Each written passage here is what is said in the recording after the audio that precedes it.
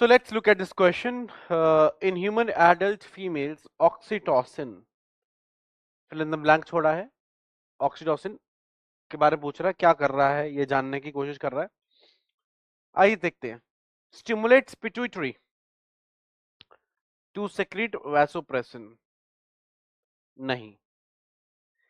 Pituitary gland पहले तो posterior pituitary vasopressin that is ADH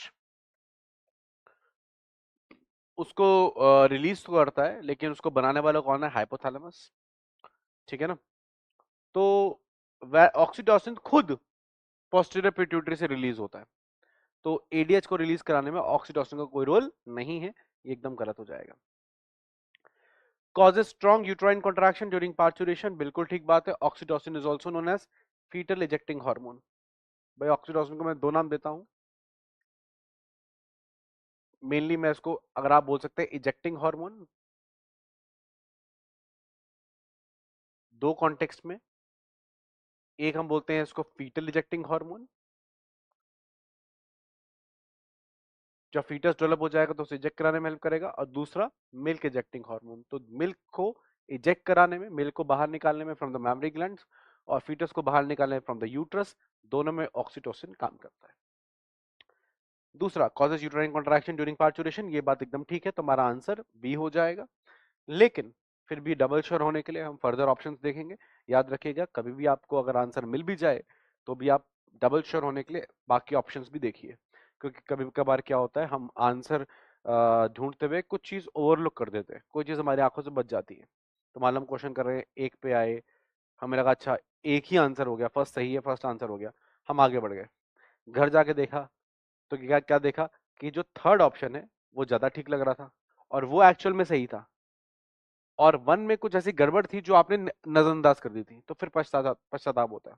तो जो स्मार्ट बच्चे होते हैं वो वन पढ़ेंगे, आंसर देख लेंगे वन ही है, लेकिन टू थ्री फोर भी पढ़ेंगे. और कभी कभार ऐसा होता है, आपने थ्री पढ़ा, अरे यार ये तो थ्री तो ज्यादा सही लग रहा है, ये कैसे हो गया, दो आंसर तो हो नहीं सकते, तो इसका मतलब कुछ गड़बड़ है. वन को वापस पढ़ा, अरे वन में तो ये बात ऐसे दे रखी है, तो आंसर नहीं है, मैं तो गड़बड़ कर रहा था, अच्छा वो मैंने बाकी पढ़ लिए. तो make it a habit of reading all the options. ठीक है, तो बी आंसर है. सी को पे चलते हैं. Is secreted by anterior pituitary, नहीं. इज सेक्रेटेड एंड रिलीज्ड की अगर बात करेंगे, produced by hypothalamus and released by the posterior pituitary. Anterior pituitary तो बिल्कुल गलत है. ठीक है ना.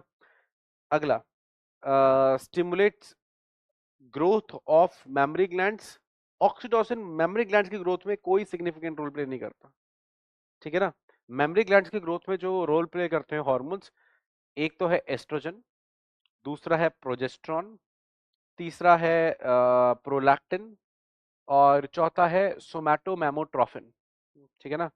ह्यूमन प्लेसेंटल सोमैटोमेमोट्रोफिन, मतलब कि सॉरी, ह्यूमन कोरियोनिक सोमैटोमेमोट्रोफिन, जिसे हम एचपीएल ह्यूमन प्लेसेंटल लैक्टोजन भी बोलते हैं.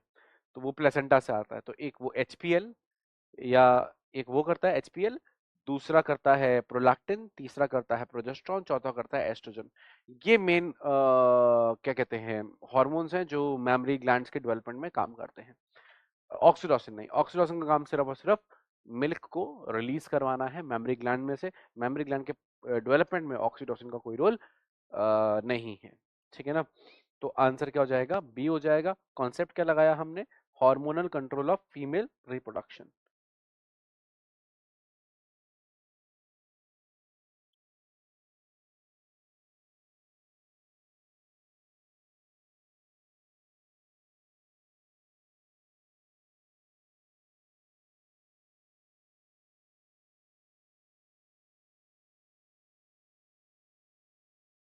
ठीक है, तो hormonal control of female reproductive system, answer is B.